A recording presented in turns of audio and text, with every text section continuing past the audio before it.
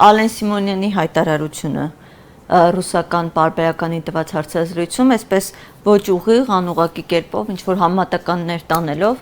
այսպես ասում էր, որ Հայաստանում հոգևորականներ 3-4 հոգևորական կա, ովքեր մանկապղծության ու նման ծանր մեղադրանքների մեջ են թաթախված։ Ու ոնց հասկանում ենք, ոչ քրեական վարույթ կա, այս մասով որ հասկացվի ով է ու մասն է խոսում։ Եթե առավել եւս նման բարձր պաշտոն ունեցող անձը, եթե հայտարարում է, որ նման բան գոյություն ունի, նախ ինքը պետք է չհայտարարեր։ Ինքը կոնկրետ պետք է օգտագործեր իր բոլոր ունեցած լծակները, հնարավորությունները եւ այդ ամեն ինչը պետք է հաներ ջրի երես եւ այդ ծեր ասածի նման ոչ միայն պետք է քրեական վարույթ արդեն նախաձեռնված լիներ։ Իրենք 8 տարի ժամանակ էր ունեցել, իսկ այդ 8 տարին ինչ էր արել։ Եթե կար նման բան, թող ինքը այդ 8 տարի առաջ արդեն այդ հարցը կարգավորած լիներ։ Ալեն Սիմոնյանը ընդամենը